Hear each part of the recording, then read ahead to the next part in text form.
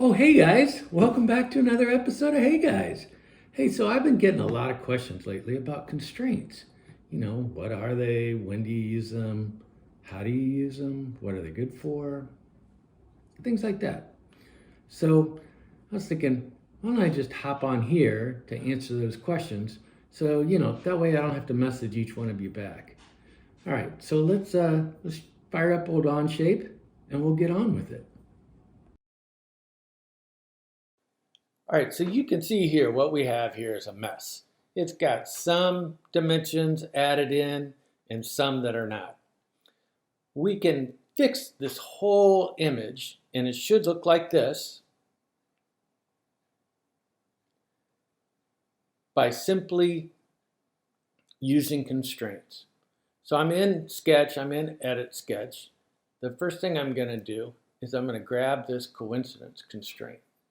So with the coincidence constraint, what does that mean? That means that two parts are coincident with each other, which means that they contact each other, that they're together. All right, so if I click on this point and this point, that puts them together. If I click on this point and this point, that puts those together, right? So that's how we can join up lines that aren't meeting each other. So now you can see my part just went gray.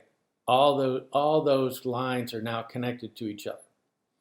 So what about this arc and this arc and this circle? So you saw in the finished that they were all kind of lined up with each other. Now I could use the coincidence constraint and like start by centering that circle right on the center point, right on the origin, which is something that I want. I could also put the center point of this arc and this arc coincidence with the origin. But there's another way as well. So I could go to concentric. So if I went to concentric and I clicked on this circle and this arc, that moves their center points together too. Why would I want to do it that way? Well, if I wanted to make sure that these always stayed so that if this became like a full circle, that it would always be perfectly around, or as I like to say, don't tell your math teacher, circularly parallel to each other. So let's do that again. We'll click on this circle and this ring, and that kind of locks those in place. All right, so we're getting somewhere now.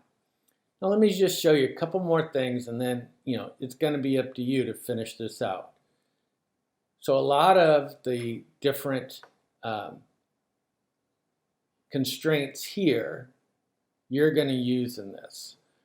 So parallel, if I clicked on parallel, I might make sure that this line and this line are parallel, but I don't want to do that just yet because I don't have either one of them locked in where I want. Two of your best friends in this little endeavor is the horizontal and vertical constraint. Let me show you.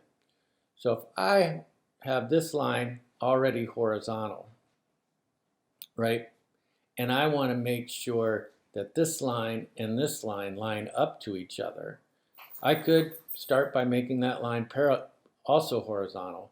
But if I make this point and this point horizontal, that brings them up together, right? Starting to look like something. I know that these need to be flat, so maybe I want to click on a horizontal constraint there, right?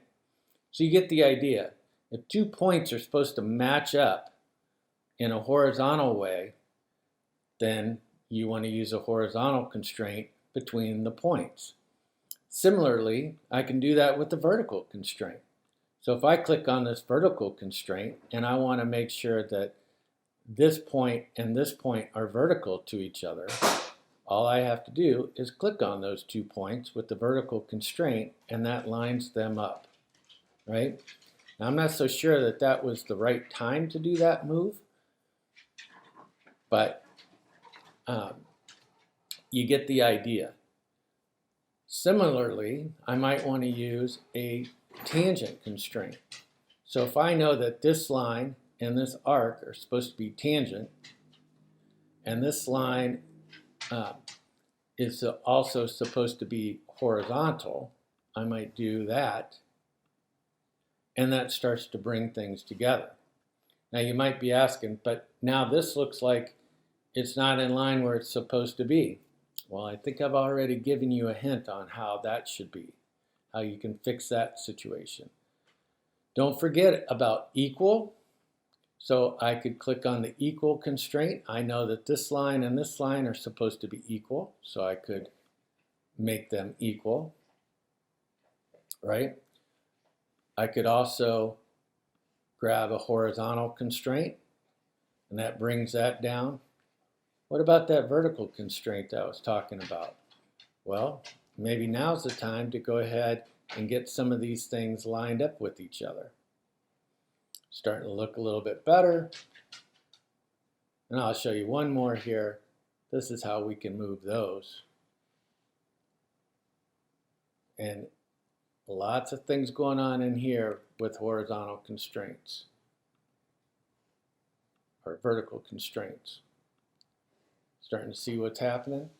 All right, guys. What I want you to do, I want you to finish this out. There's still plenty more constraints that can be added to this. When you're done, yours should look like the picture I showed you, and all parts of this drawing should be, all parts of the sketch should be black. All right, guys. Thanks for tuning in. Don't forget to like and subscribe.